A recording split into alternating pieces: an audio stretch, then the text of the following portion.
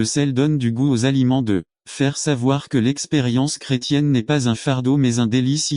Pimenter votre christianisme et d'autres voudront faire partie d'un groupe aussi contagieux et levure aide à relever les personnes abattues. Quand nous voyons ceux qui semblent avoir besoin d'un ami, allons leur remonter le moral de lorsque vous voyez qu'un frère ou une sœur a besoin d'une injection spirituelle, apportez-lui la parole de Dieu.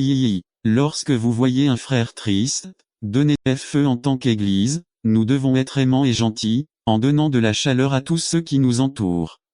Je suis entré dans des églises où l'on pouvait patiner parce qu'il faisait très froid.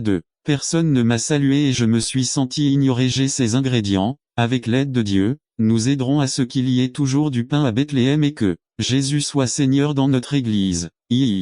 Illustration finale. N'attendez pas qu'il soit trop tard. Devenez membre de la chaîne Today et bénéficiez de réconfort et de soutien dans les moments difficiles. Cliquez sur le lien dans la description de la vidéo. Mardi 9 avril 2024 page 6 a le pouvoir du pain savoureux. J'ai appelé une sœur hier et lui ai demandé où je pouvais trouver le meilleur pain à l'Audi 2. Elle m'a dit que Rancho San Miguel avait le meilleur pain, qu'ils étaient très variés et qu'ils étaient toujours frais.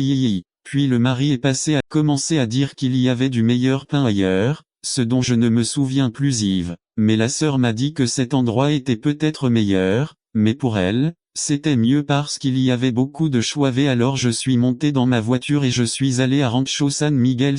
Dès mon entrée, il y a toutes sortes de pain, du pain sucré, du pain français, des bolillos et bien d'autres encore vieillis. Et là, j'ai vu beaucoup de gens regarder le pain, cherchant aussi celui qu'ils voulaient vieilli. J'ai commencé à réfléchir à ce que j'allais prendre et j'en ai choisi quelques-uns et après avoir pris le mien, j'ai pensé que je pourrais partager le pain avec l'église aujourd'hui et j'ai décidé d'en acheter plus pour que nous puissions tout essayer ce pain.